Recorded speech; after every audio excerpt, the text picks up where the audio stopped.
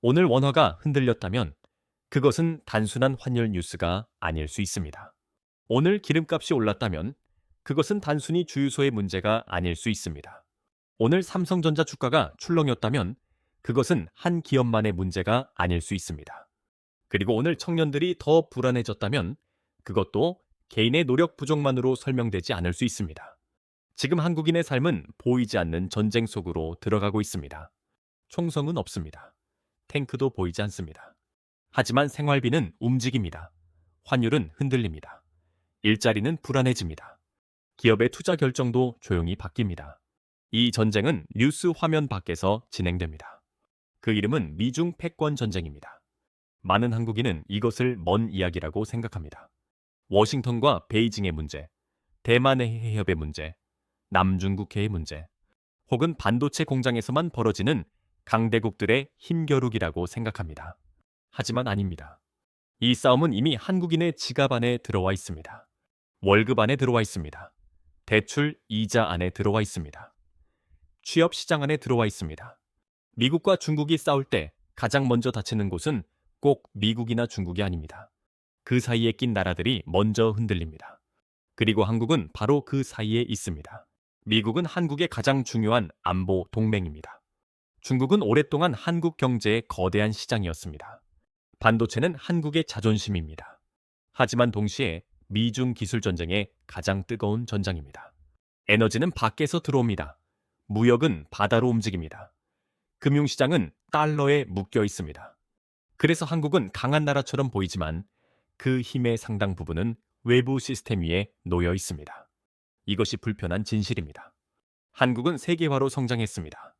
하지만 세계화가 무기가 되는 순간 한국은 그 날카로운 끝을 먼저 느끼는 나라가 됩니다. 오늘 이야기할 것은 바로 이것입니다. 한국은 왜 미중 패권 전쟁의 조용한 인질이 되었는가? 그리고 더 불편한 질문은 이것입니다. 한국은 정말 선택할 수 있는 나라일까요? 아니면 이미 선택을 강요받고 있는 나라일까요? 여기는 히든 셀프입니다. 먼저 지도를 봐야 합니다. 한국은 작습니다. 하지만 지정학적으로는 너무 가까운 나라입니다. 중국과 가깝습니다. 일본과 가깝습니다. 대만 해협과도 멀지 않습니다. 북쪽에는 북한이 있습니다. 그 뒤에는 중국과 러시아가 있습니다. 남쪽과 동쪽으로는 미국의 해양 전략이 이어집니다. 한국은 세계의 끝에 있는 나라가 아닙니다. 강대국들이 서로를 견제하는 선 위에 놓인 나라입니다. 미국의 눈으로 보면 동아시아는 중국을 막아야 하는 공간입니다. 중국의 눈으로 보면 동아시아는 자신을 둘러싼 압박의 공간입니다. 하지만 한국인에게 이곳은 그냥 집입니다. 강대국에게는 지도입니다. 한국인에게는 생활입니다. 여기서부터 문제가 시작됩니다. 미국은 중국이 태평양으로 자유롭게 뻗어나가는 것을 원하지 않습니다. 중국은 자신이 바다로 나가는 길이 미국과 동맹국들에게 막혀 있다고 느낍니다. 일본, 대만, 필리핀, 괌, 그리고 한국으로 이어지는 안보 구조. 이것은 단순한 군사 배치가 아닙니다. 중국에게는 벽입니다. 미국에게는 방어선입니다. 한국에게는 피할 수 없는 현실입니다. 이 구조를 흔히 첫 번째 섬 사슬이라고 부릅니다. 한국은 그 한가운데는 아닙니다. 하지만 가장 예민한 가장자리 중 하나입니다. 한국은 미국과 동맹입니다. 하지만 중국과 완전히 끊어질 수 없습니다. 안보는 미국에 기대고 있습니다. 경제는 중국과도 연결되어 있습니다. 기술은 미국의 규칙과 중국의 수요 사이에서 움직입니다. 이것이 한국의 첫 번째 딜레마입니다. 한국은 중립을 말할 수 있습니다. 균형을 말할 수 있습니다. 실용을 말할 수 있습니다. 하지만 강대국들은 말보다 위치를 봅니다. 그 나라가 어디에 있는지 봅니다. 무엇을 생산하는지 봅니다. 어떤 동맹에 묶여 있는지 봅니다. 한국은 선택하는 나라처럼 보입니다. 하지만 실제로는 선택을 요구받는 나라에 가깝습니다. 미국에게 한국은 동아시아 안보 질서의 중요한 축입니다. 중국에게 한국은 미국의 영향력이 문 앞까지 들어온 증거처럼 보일 수 있습니다. 한국에게 이 모든 것은 생존 문제입니다. 안보를 버릴 수 없습니다. 경제를 버릴 수 없습니다. 미래 산업도 버릴 수 없습니다.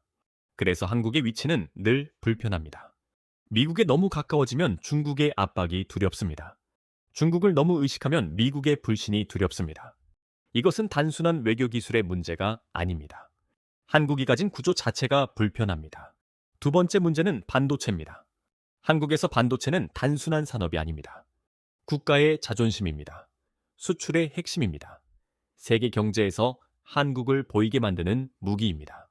삼성전자와 SK하이닉스는 그냥 큰 기업이 아닙니다. 한국 경제의 심장에 가깝습니다. 하지만 심장은 언제나 가장 보호받는 곳이면서 가장 먼저 공격받는 곳이기도 합니다. 반도체는 한국의 힘입니다. 동시에 한국의 목줄입니다. 예전에는 좋은 제품을 만들면 됐습니다. 많이 팔면 됐습니다. 시장을 넓히면 됐습니다. 하지만 지금은 다릅니다. 반도체는 더 이상 순수한 비즈니스가 아닙니다. 반도체는 인공지능입니다. 데이터 센터입니다. 군사 기술입니다. 자율주행입니다. 감시 시스템입니다. 국가 안보입니다. 작은 칩 하나가 세계 권력의 방향을 바꾸는 시대입니다. 미국은 첨단 반도체 기술이 중국으로 흘러가는 것을 막으려 합니다.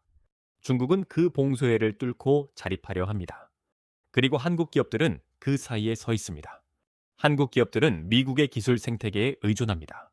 첨단 장비, 설계, 소프트웨어, 동맹 네트워크와 연결되어 있습니다. 동시에 중국 시장도 쉽게 버릴 수 없습니다. 중국은 오랫동안 한국 반도체 산업의 고객이었습니다. 공급망의 일부였고 생산 거점이기도 했습니다. 그런데 미국이 말합니다. 이 기술은 중국에 팔면 안 된다. 이 장비는 중국 공장에 넣으면 안 된다. 이 투자는 다시 생각해야 한다. 그 순간 한국 기업은 장사를 하는 것이 아닙니다. 외교를 해야 합니다. 이것이 무서운 점입니다. 기업은 이익을 계산합니다. 강대국은 질서를 계산합니다. 한국 기업이 어디에 공장을 짓는지, 어떤 장비를 쓰는지, 누구에게 제품을 파는지, 이제는 전부 정치적 신호가 됩니다. 반도체가 강한 나라는 세계가 필요로 합니다. 하지만 세계가 필요로 하는 나라는 동시에 세계의 압박을 받습니다. 한국은 바로 그 위치에 있습니다. 주가가 오르면 사람들은 안도합니다. 수출이 늘면 경제가 살아나는 것처럼 보입니다. 하지만 그 이면에는 더 깊은 불안이 있습니다. 반도체가 잘 될수록 한국은 더 중요한 나라가 됩니다.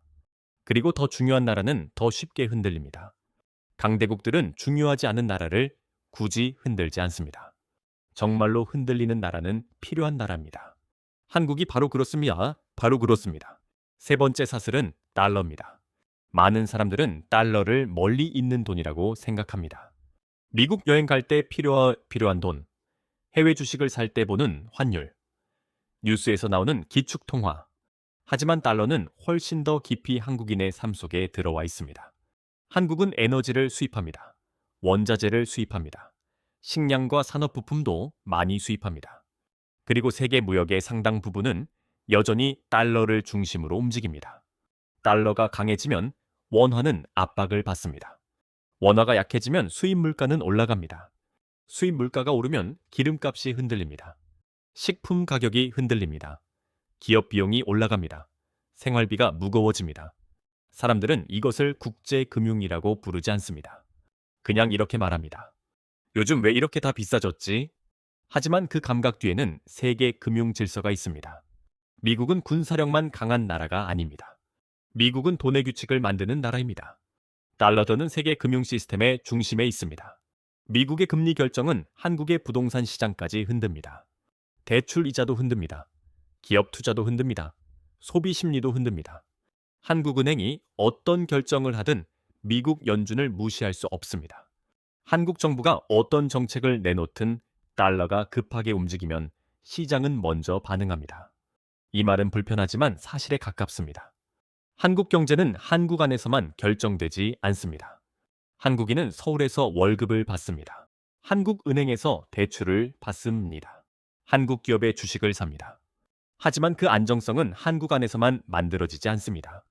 워싱턴의 금리, 뉴욕의 시장 분위기, 중동의 유가, 중국의 경기, 대만 해협의 긴장. 이 모든 것이 한국인의 지갑으로 흘러 들어옵니다. 지정학은 지도 위에서 시작됩니다. 하지만 사람들에게는 고지서로 도착합니다. 전쟁이 나지 않아도 생활비는 오릅니다. 총성이 들리지 않아도 환율은 흔들립니다. 군함이 움직이지 않아도 주식 계좌는 먼저 반응합니다. 이것이 조용한 전쟁의 방식입니다.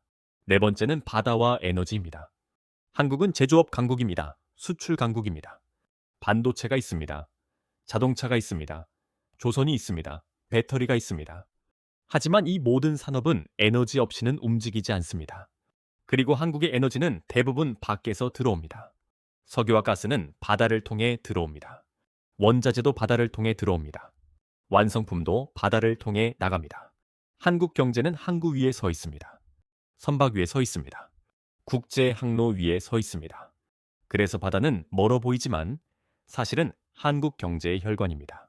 미중 갈등에서 말라카 해협, 남중국해, 대만 해협 같은 이름이 반복되는 이유가 있습니다. 그곳은 단순한 바닷길이 아닙니다. 에너지가 지나갑니다. 상품이 지나갑니다. 군사력이 지나갑니다. 세계 경제의 목줄이 지나갑니다.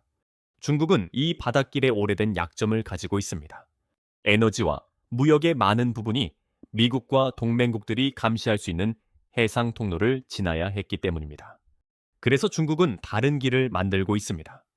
전기차, 배터리, 태양광, 풍력, 육상 파이프라인, 중앙아시아와 러시아를 잇는 에너지 네트워크. 이것들은 단순한 산업 정책이 아닙니다. 바다에 대한 의존을 줄이려는 생존 전략입니다. 그런데 한국도 이 문제에서 자유롭지 않습니다. 한국은 섬은 아닙니다. 하지만 경제적으로는 섬에 가깝습니다. 북쪽은 막혀 있습니다. 무역은 바다로 나가야 합니다. 에너지는 배를 타고 들어와야 합니다. 해상 질서가 흔들리면 한국은 바로 압박을 받습니다. 중동이 불안해지면 에너지 가격이 움직입니다. 대만 해협이 불안해지면 반도체 공급망이 긴장합니다. 남중국해가 불안해지면 운송 비용과 보험 비용이 달라집니다. 한국인의 일상은 이런 단어들과 멀어 보입니다. 하지만 어느 날 휘발유 가격이 오릅니다. 어느 날 전기요금 이야기가 나옵니다. 어느 날 기업들이 비용 부담을 말합니다. 어느 날 물가가 내려가지 않습니다. 그때 바다는 갑자기 멀지 않는 곳이 됩니다. 한국은 세계화로 성장했습니다. 하지만 세계화가 흔들리면 가장 먼저 불안해지는 나라도 그런 나라입니다. 무역으로 큰 나라는 무역이 무기가 되는 순간 취약해집니다. 이제 중국의 움직임을 봐야 합니다. 중국은 단순히 포위당하고 있는 나라가 아닙니다. 포위망을 뚫기 위해 다른 문을 만들고 있습니다. 전기차가 그 중 하나입니다. 많은 사람들은 전기차를 환경 문제로 봅니다. 하지만 중국에게 전기차는 에너지 안보입니다. 내연기관 자동차는 석유를 필요로 합니다. 석유는 바다를 건너와야 합니다. 그리고 그 바닷길은 위기 상황에서 압박받을 수 있습니다. 반면 전기차는 다른 질서를 만듭니다. 배터리가 중요해집니다. 히토류가 중요해집니다. 전력망이 중요해집니다. 태양광과 풍력이 중요해집니다. 충전 인프라가 중요해집니다. 중국은 이 분야에서 거대한 생산 능력을 만들었습니다. 공급망도 장악하려 했습니다. 세계가 친환경 전환을 말할 때 중국은 단순히 따라간 것이 아닙니다. 그 전환의 핵심 부품을 잡으려 했습니다. 이것은 환경 정책이면서 동시에 지정학입니다. 중국은 바다에서 미국과 바로 부딪히기보다 에너지의 형태를 바꾸려 합니다. 석유 중심의 질서에서 전기와 배터리 중심의 질서로 이동하려 합니다. 그렇게 되면 미국이 가진 해상 압박의 일부는 약해질 수 있습니다. 물론 중국이 이미 이겼다는 뜻은 아닙니다. 세계는 여전히 석유를 씁니다. 달러는 여전히 강합니다. 첨단 반도체의 핵심 기술도 미국과 동맹국들이 강하게 쥐고 있습니다. 하지만 중요한 것은 방향입니다. 중국은 기존 시스템 안에서만 싸우려 하지 않습니다. 기존 시스템 바깥에 새로운 시스템을 만들려 합니다. 금융에서도 같습니다. 미국이 달러와 국제 금융망을 통해 힘을 행사한다면 중국은 다른 길을 넓히려 합니다. 위안화 결제, 자체 결제 시스템, 금 보유, 브릭스 국가들과의 협력. 아직 달러를 대체하기에는 부족합니다. 세계 금융의 중심은 여전히 달러입니다. 하지만 중국이 원하는 것은 당장 미국의 시스템을 무너뜨리는 것이 아닐 수 있습니다. 중국이 원하는 것은 하나입니다. 하나의 시스템에만 목숨을 걸지 않는 것. 이 차이는 중요합니다. 미국이 만든 질서 안에서만 살아야 한다면 미국의 규칙은 절대적인 힘이 됩니다. 제재도 절대적인 힘이 됩니다. 하지만 다른 결제망이 생기고 다른 에너지 통로가 생기고 다른 기술 생태계가 만들어지면 세계는 달라집니다. 하나의 중심에서 두 개 이상의 중심으로 갈라지기 시작합니다. 그리고 그 순간 한국의 고민은 훨씬 복잡해집니다. 하나의 시스템만 있을 때는 선택이 단순했습니다. 미국 중심 질서 안에서 성장하면 됐습니다.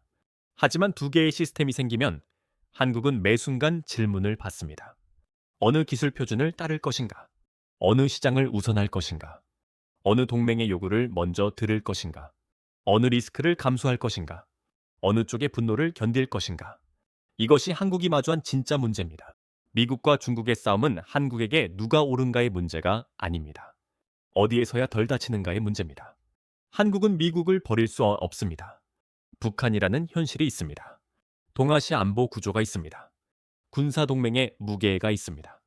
한국 안보에서 미국은 여전히 가장 중요한 축입니다. 하지만 한국은 중국을 무시할 수도 없습니다. 중국은 가까운 이웃입니다. 거대한 시장입니다. 한국 기업들의 공급망과 오래 얽혀 있던 나라입니다. 중국 경제가 흔들리면 한국 수출도 영향을 받습니다. 중국이 기술 자립을 강화하면 한국 기업의 경쟁 환경도 바뀝니다. 중국이 보복을 선택하면 특정 산업은 바로 압박을 느낄 수 있습니다. 그래서 한국의 선택은 늘 깨끗하지 않습니다. 미국과 가까워지면 안보는 안정될 수 있습니다. 하지만 경제 리스크가 커질 수 있습니다. 중국을 고려하면 단기 충격은 줄일 수 있습니다. 하지만 안보와 신뢰의 문제가 생길 수 있습니다. 중립을 말하면 좋아 보입니다.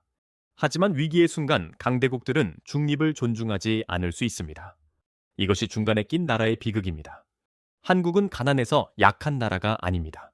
오히려 너무 중요한 산업을 가지고 있기 때문에 압박을 받습니다. 반도체가 있습니다. 배터리가 있습니다. 조선이 있습니다. 기술 인력이 있습니다. 미국과 중국 모두가 신경 쓰는 위치에 있습니다.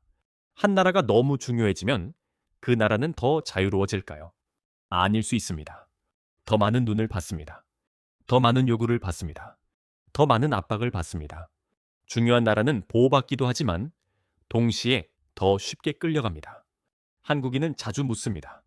왜 미국 금리가 바뀌면 한국 부동산이 흔들릴까? 왜 중국 경기가 나빠지면 한국 수출이 걱정될까?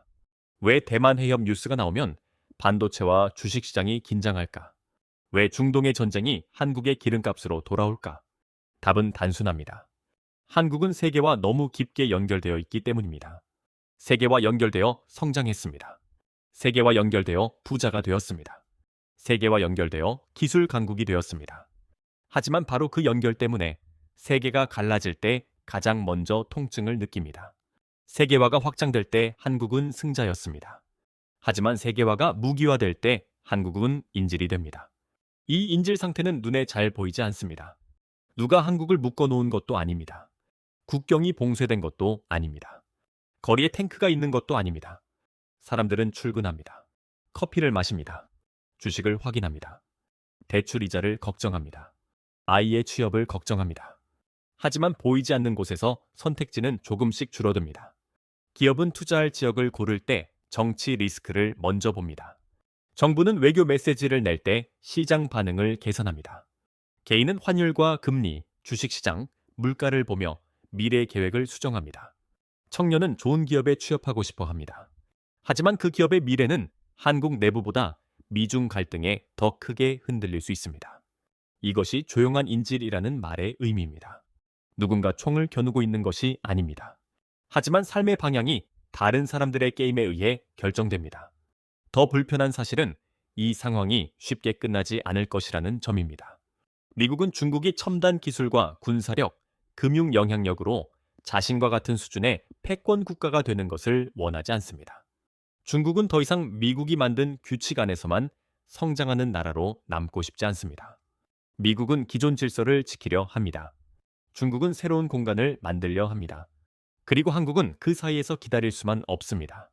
왜냐하면 승자가 정해지기 전에 이미 비용이 발생하기 때문입니다. 기업의 투자 결정이 늦어집니다. 공급망이 재편됩니다. 수출 시장이 흔들립니다. 안보 부담이 커집니다. 첨단 산업은 보조금, 규제, 제재, 동맹 정치 속으로 들어갑니다. 개인은 이것을 거대한 전략으로 느끼지 않습니다. 그저 취업이 어렵다고 느낍니다. 집값이 불안하다고 느낍니다. 물가가 부담스럽다고 느낍니다. 미래가 흐릿해졌다고 느낍니다. 하지만 바로 그 흐릿함이 새로운 냉전의 일상입니다. 예전의 냉전은 벽과 군사 경계선으로 보였습니다. 지금의 냉전은 공급망으로 나타납니다. 알고리즘으로 나타납니다. 반도체 장비로 나타납니다. 배터리 광물로 나타납니다. 결제망과 환율로 나타납니다. 데이터 센터와 플랫폼으로 나타납니다. 예전의 전쟁은 군인이 먼저 느꼈습니다. 지금의 전쟁은 노동자, 투자자, 소비자, 청년 세대가 먼저 느낍니다. 한국이 정말 두려워해야 할 것은 전쟁 그 자체만은 아닐지도 모릅니다. 물론 전쟁은 가장 끔찍한 시나리오입니다. 하지만 전쟁이 일어나지 않아도 한국의 선택지는 계속 좁아질 수 있습니다. 미국과 중국이 서로를 견제할수록 한국은 더 많은 질문을 받습니다. 반도체를 누구에게 팔 것인가? 공장을 어디에 지을 것인가? 안보는 어디까지 미국에 맞출 것인가? 중국과의 경제 관계는 어디까지 유지할 것인가? 달러 질서 안에서 얼마나 버틸 것인가?